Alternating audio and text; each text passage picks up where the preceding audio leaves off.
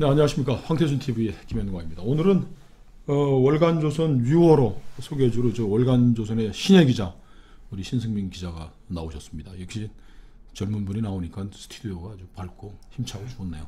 자, 월간조선 오늘 이번에도 읽을 거리가 참 많아요.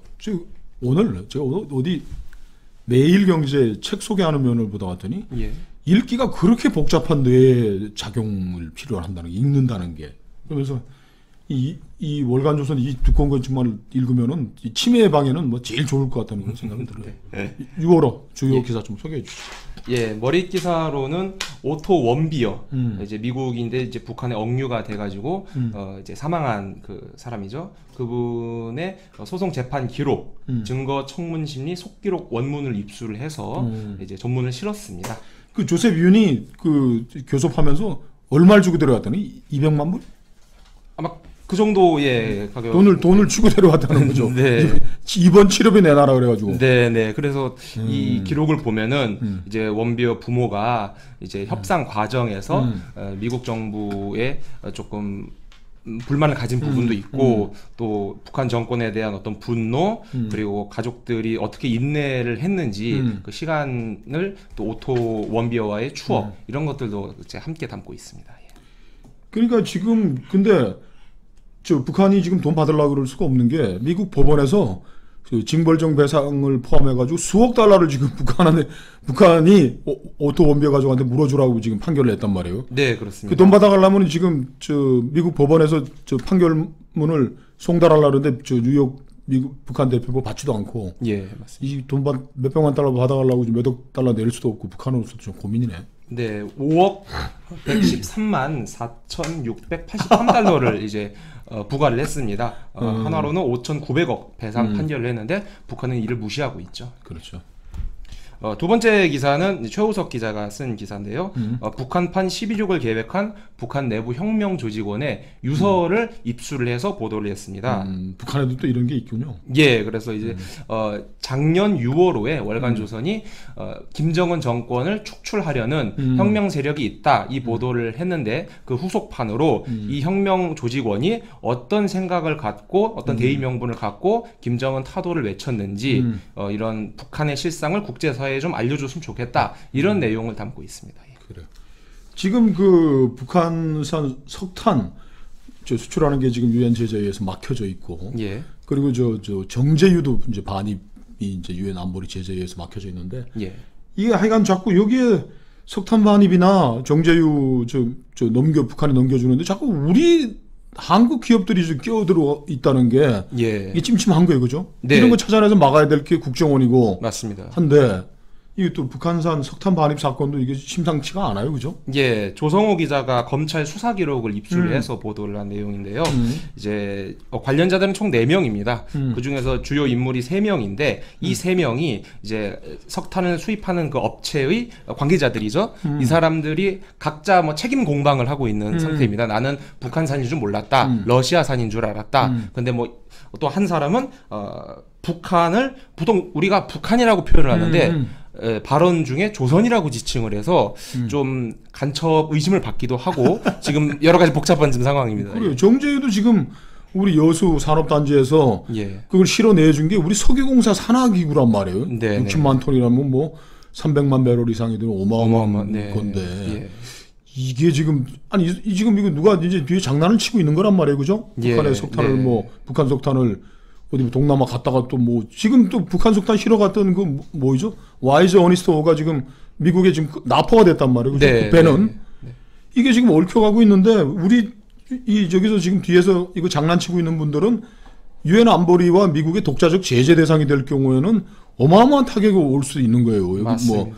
물건을 이제 반출한 사람들, 돈 거래한 사람들 이거 다 지금 이렇게 너무 겁없이 지금 유엔과 미국을 보고 지금 장난을 치고 있는데 이 사람들이 큰일 날 사람들이다, 그죠? 그 연관 기사로 역시 조성호 기자가 쓴 기사인데요. 그 후루카와 가스이사라는 전 유엔 대북제재위원회 전문가 이제 패널의 한 사람입니다. 이분이 이제 이 전문가 패널은 대북 제재를 위반하는 각 나라의 기업과 개인을 감시하는 기구인데요.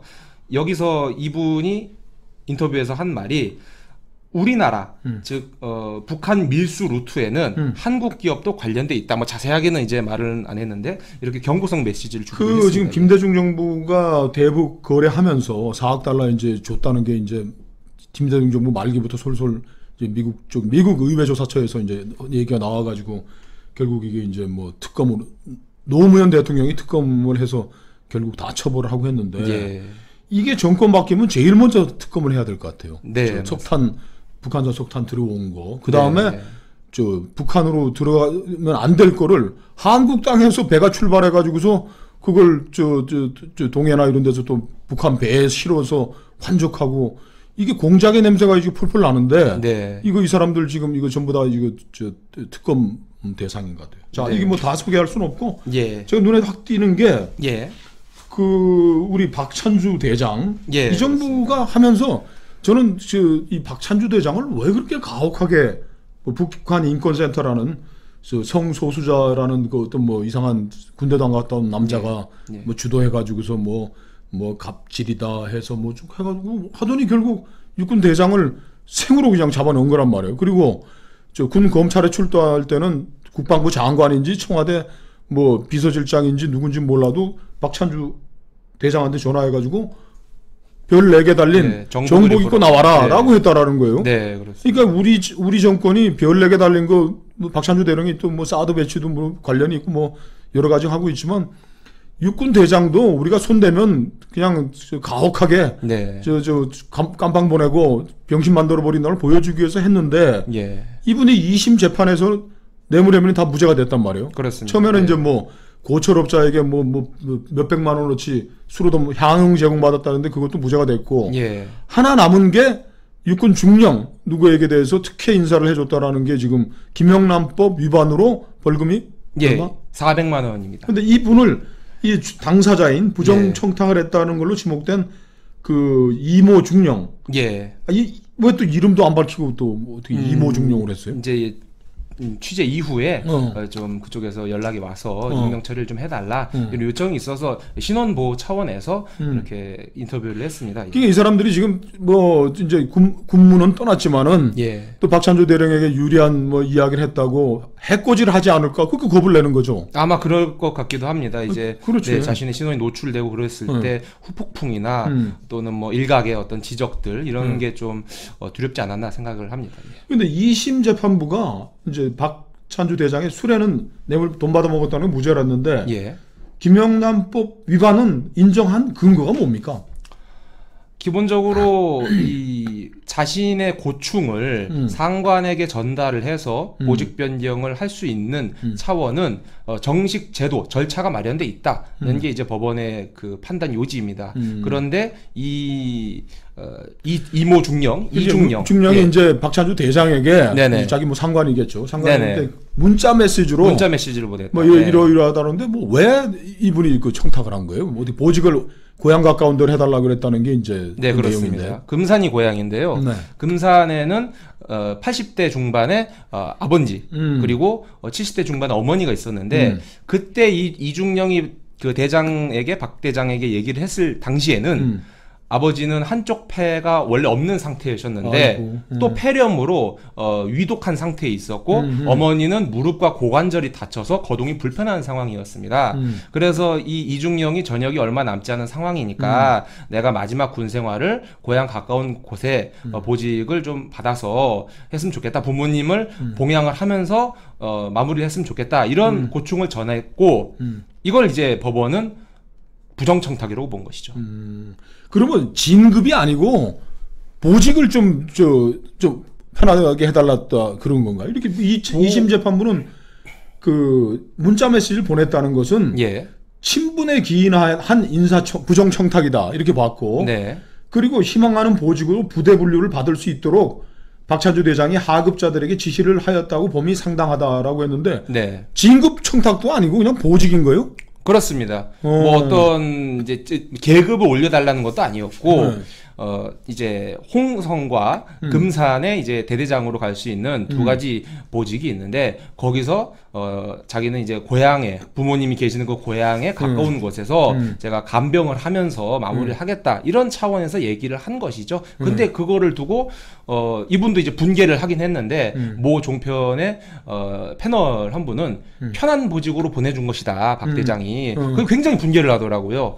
26만의 인명을 이제 이 금산 대대장이라는 이제 받은 직위가 지역 방위 책임이 있는 네, 대전 중구를 방위를 하는데 26만 그 인명을 지키는 대대장이 어떻게 편한 보직이냐. 이거는 사령관 박 대장뿐만 아니라 저한테도 모욕이고 군 전체를 모욕하는 것이다 이렇게 화를 내기도 했습니다. 김영란법이라는 게 뭐 법이라는 게 또 가벌 처벌하기 위해서 뭐 대가성도 좀 있어야 되고 했는데 이 두 사람 사이에 뭐 굴비 세트가 갔다든지 뭐 한우 선물 세트가 갔다든지 그런 거 있습니까? 하나도 없습니다. 예.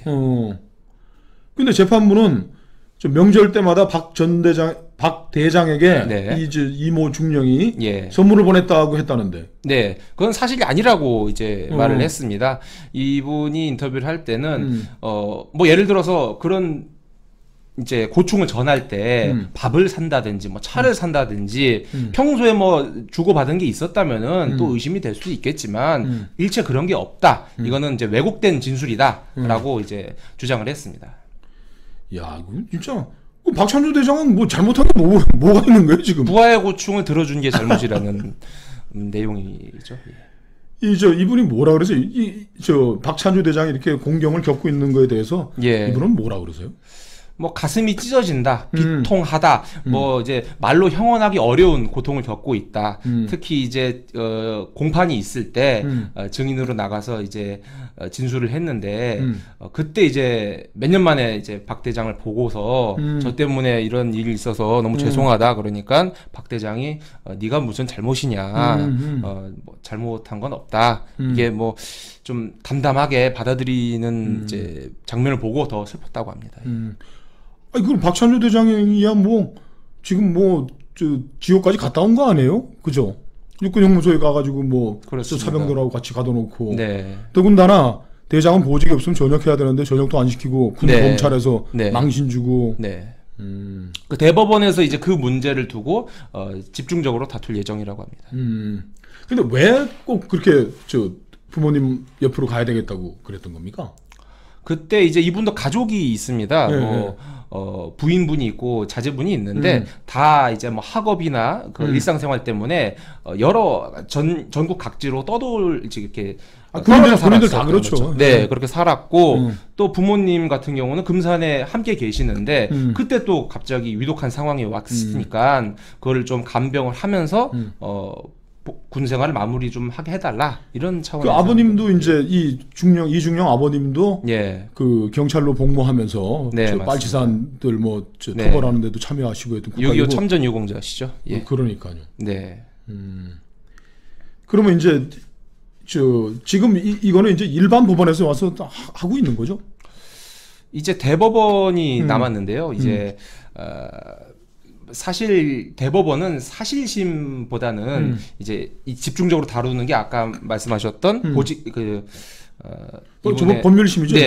법률심이고, 네네. 그래서 아마 조금 이제 뒤집혀지기는 어렵다는 어떤 이렇게 말들도 있는데, 그거를 떠나서 이런 이제 부하의 고충을 들어준 게 김영란법 위반이라면은 우리는 어떻게 살아가야 되느냐, 군생활을 어떻게 해야 되느냐. 그리고 이분이 우리 신 기자님하고 이제 대담한 걸 보니까. 예. 아니 군 인사처 개통을 통해서도 내 고충을 얘기했고, 네 맞습니다. 그리고 박찬주 대장에게는 그것과 병행해서 한 것이지. 네 맞습니다. 박찬주 대장이 위세를 입어가지고 보직 변경 요청하고 그런 거 아니라고 했는데도 불구하고 2심 재판부는 그 얘기를 깊이 있게 안 들은 것 같네요. 네 그렇습니다. 근데 이분 그래도 뭐 제가 앞에 뭐 이름도 안 밝히냐고 했지만은 그래도 나름대로 이제 용기를 낸 건데 이분하고는 또 어떻게 연결이 돼서 인터뷰를 하시게 되셨어요? 원래는 이제 제가 작년에는 박찬주 대장 이제 금품 수수, 뇌물 이제 관련된 그 패자원 매입업자 그분 인터뷰를 했었는데 제가 또 박찬주 대장과 또 통화도 하고 이런 과정에서 아마 제보가 들어왔습니다. 이분에게 나는 억울한 점이 많다. 대장님한테도 누를 끼쳤지만 나는 뭐 부정청탁을 한 게 아니다. 이런 식으로 연락이 와가지고 그럼 제가 충남 금산에 가서 만나겠다 해서 인터뷰를 장시간 진행을 했습니다. 저도 이제 뭐 세상 생활하면서 뭐 저기 검찰도 많이 불려가고 재판도 많이 받아오고 맨날 명예훼손인데 대부분이 뭐 또 뭐 기밀 통신기밀 보호법 뭐 별거 다 가봤는데 판사라는 거는 뭐 이렇게 대단한 사람들이 아닌 거예요. 그냥 검사가 갖다 주는 저 시험지 이렇게 갖다 주면 거기다 이렇게 채점해가지고 이제 뭐 내고 하는 건데 그 고철업자는 또 뭐라 그랬어요? 고철업자는 그 당시에도 이제 인터뷰를 했을 때 이분이 좀 특별한 관계였습니다. 그러니까 뭐